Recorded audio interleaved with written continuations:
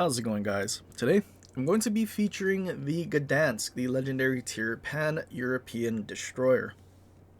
In this match, I'm going to use this as a good example of why you shouldn't waste your time chasing things hiding or running away in spawn, and instead just do your job and play the objective as a destroyer, because we see so often destroyers chasing damage instead of playing objectives, which usually will cause your team to lose, because if you're chasing damage in spawn and not actually getting anything done, which in this case with a lot of radars and cruisers and sonar and battleships with sonar, we weren't really going to do anything. Also, pan-European destroyers don't exactly have the best torpedoes in terms of damage, so there's not really a reason to, I guess, focus on this thing being a torp boat, especially with its guns, radar, smoke, everything being so good at hunting destroyers and playing objectives.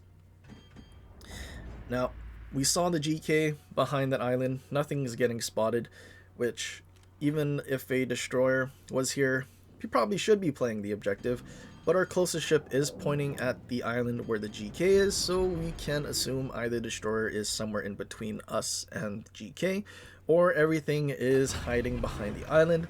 I simply just wait here, hiding behind the little rocks in the middle of the cap to avoid any torpedoes if there was a destroyer.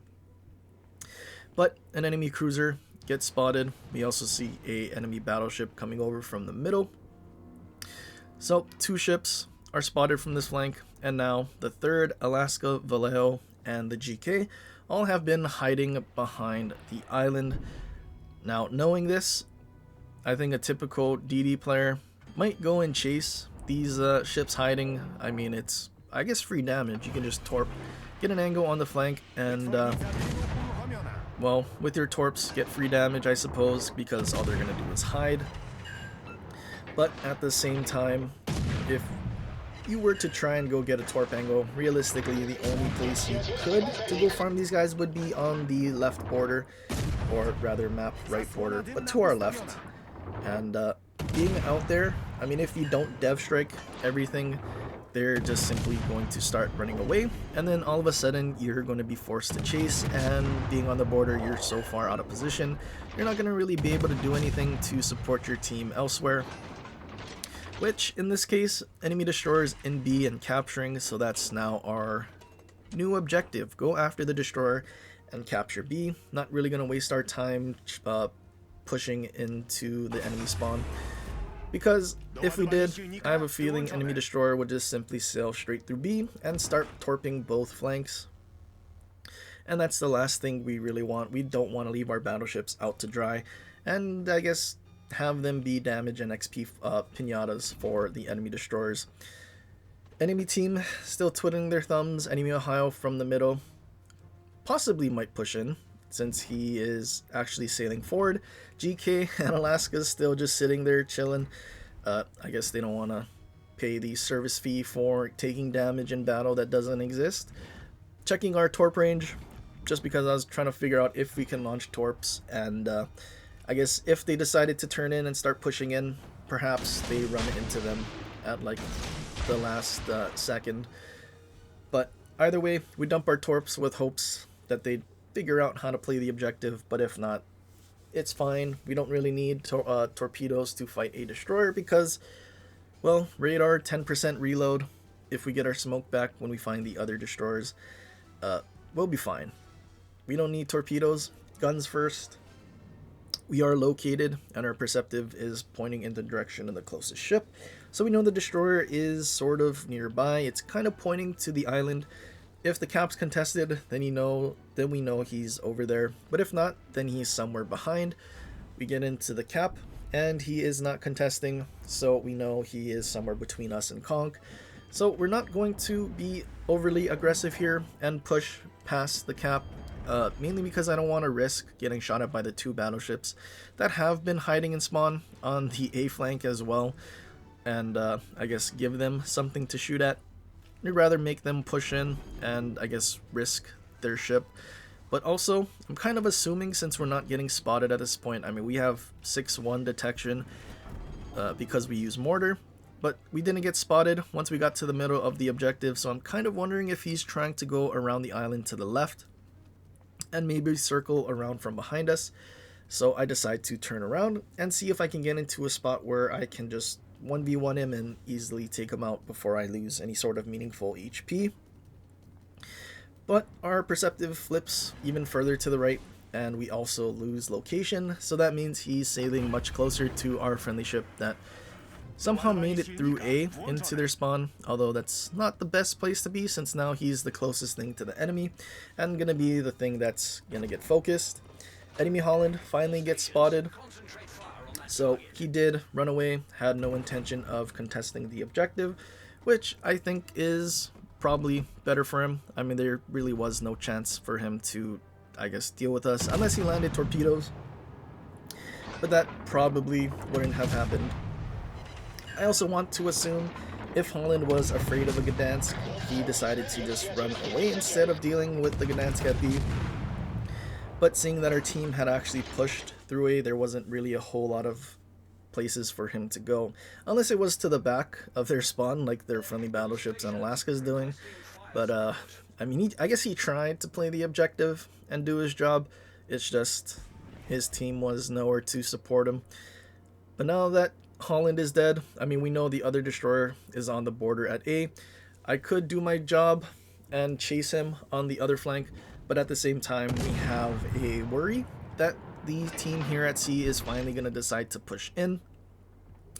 And then also the enemy ships at A decide to finally start pushing in, and since they've been at the back, I'm assuming they're going to be pretty healthy. So the last thing we want to do is allow these full HP ships at C to push in and crossfire the other flank. The other flank is where all of our cruisers are, so we want to do our best to try and not allow these battleships to get a crossfire if our cruisers at A were kiting away, because, well, I mean, Ohio, there's also a GK. You know, a broken clock is also right twice a day, so I'm sure these guys might get lucky and dev strike something kiting away from the other flank that is finally starting to start pushing in. I mean, Alaska's also still heading that way, so there is a bit of concern if those ships decide to push in. I mean, one of our cruisers is a Brisbane. That thing is a dev strike waiting to happen. I launched one rack of torps at each battleship. I think this was a mistake. I should have launched all of it at one of them with the hopes of dev striking them, because getting guns off the board would be a lot more useful than, I guess, technically now what I was trying to do. Get floods on both of them with the hopes of setting permafires and I guess farming damage. But also GK being half HP, I was also hoping he just sailed in a straight line and ate enough torps that he ended up dying anyway. We land torps on both the Ohio and the GK, and we also get floods on both of them. We know GK has an 8-second DCP, so we decide to wait a little bit before we start shooting and smoking up to try and set a fire, because, well, GK short duration damage con. I'm not sure why it's 8 seconds still. I feel like you could get away with the proper 15 seconds where everything else has the proper DCP. I think GK and Yamato are the only ones with like scuffed damage cons. But yeah, would be nice if they weren't scuffed. Ohio pushing in. We set a fire on both Ohio and GK, so those fires should burn until they get their DCP back, or if they're running like a fire prevention build, by the time the fire runs out. GK shooting broadside, trying to set another fire to get him off the board to help our Loria that is right behind us. I feel kind of bad because we did sort of abandon him at sea because I just didn't want to chase the enemy ships and spawn, but that also subjected him to not having any sort of spots on the flank and kind of forced him to start going towards ACAP, which I don't think was what he wanted to do, but what we kind of forced him to do. At least he didn't YOLO in and die without killing anything. We did get rid of a GK. But now we know the Ohio is trying to cap. We weren't sure where the Vallejo was, but he does get spotted flat broadside. I was deciding not to torp, even though we had an opportunity to, because, well, we did have a Loria there, and Yeah, if we tried to torp the Vallejo, that would have kind of been pointless. We also didn't really want to torp the Ohio because, well, all he would have done is gone forward and then our torps would miss.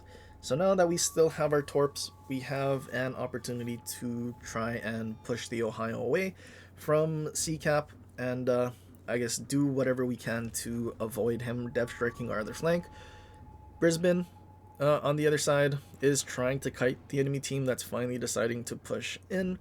So this Ohio is going to get a free broadside basically on the Brisbane. So kind of expecting Brisbane to go down here, which it's going to be kind of unfortunate. Enemy team on the other side is pretty healthy. Ohio is full HP. Laria goes down. We're actually losing on ships, but we're still ahead on points, which is kind of amusing. I think if the enemy team actually played the game from the start rather than hiding and wasting a bunch of time, they might have been, well, I mean, I guess you could say they're technically winning, but could have also been a little more effective in forcing us away and not having all the objectives for most of the match. And realistically, at this point, there really isn't anything the enemy team can do. All we have to do is defend the objectives that we have, and we should still win on points even if everything on our team dies, because everything is so far away from the objectives. I mean, there is a destroyer, but we still have our radar, and we're pretty healthy as well. Enemy Ohio, I feel like the only way they could have possibly won would have been for him to somehow defend C instead of running away. Not that it would have been easy to defend against a destroyer, but it still would have been a little better than just simply letting me take the objective.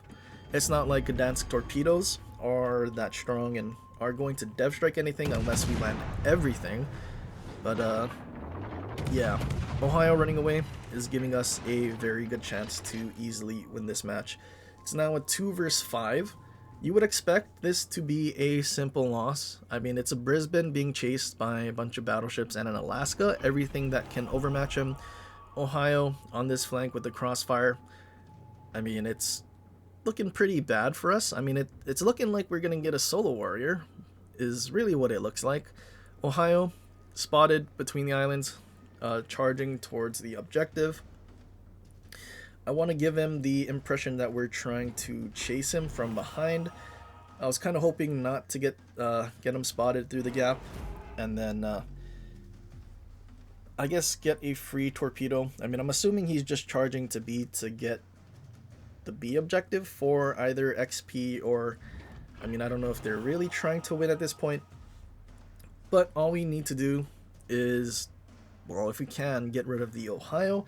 And if not, just keep resetting him and use the islands that we have in our spawn to, I guess, secure the victory, because they're just not going to win on points. I think even if Brisbane dies, we're still going to be ahead on points by quite a bit. And the enemy team is so far away from B that they're really not going to cap if we keep resetting the Ohio. We get located, so we know the destroyer is also closest to us now instead of the Brisbane. And I guess he's not chasing the Brisbane. Objective starts getting captured. Our torps are about to land on the Ohio. Probably should have launched super narrow spreads and all of them at the white line, because Ohio did nothing to try and dodge. We're keeping an eye on the objective, and we do notice that it's starting to flip rather quickly, so we know the destroyer is also in the cap. So I decide to pop radar, trust in aim assist. Even though we can't see him, we're still gonna hit him, which is so funny. Enemy destroyer down. Even bigger points lead. They still haven't killed Brisbane. Yeah, there's nothing they can do. I could probably just stop shooting at this point and just go unspotted, but I also still have so much HP. I don't really think Ohio is gonna really do anything, especially because secondaries don't exactly lead very well. So if you just sail away, we'll definitely be fine. Ohio takes a shot, and at this point, there's not enough time for his guns to reload, and that is that. So it turns out not wasting your time chasing enemy ships hiding in spawn is going to significantly help your team win, especially because, well, they're not playing the objective and the objective is important. Although arguably in a capture the base scenario, this might not actually work just because, well, obviously there's one base to capture and that's in their spawn where they're probably hiding, but at the same time, if they were to run to the back of the map, that's also still wasting time. So it's better to use your strengths, your resources elsewhere where it would be much more effective. As at the time, I didn't actually notice, but we do have a Wargaming CM on our team, so I guess we had the tinfoil hat rigged matchmaking for us to win, really, and all the paid actors in that one. But Gdansk, I mean, such a good objective destroyer, just like Z52. Although because it's a radar, and its DPM is very ridiculously high, I think it's just better than Z52 currently. If they nerf the skill, maybe not.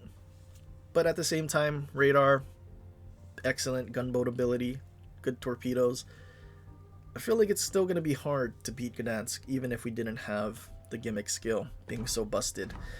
But yeah, that's pretty much it for this one. I hope you guys enjoyed. If you did, leave a like and subscribe for more, and share it with your friends, or leave a comment down below on other ships you want to see in the future.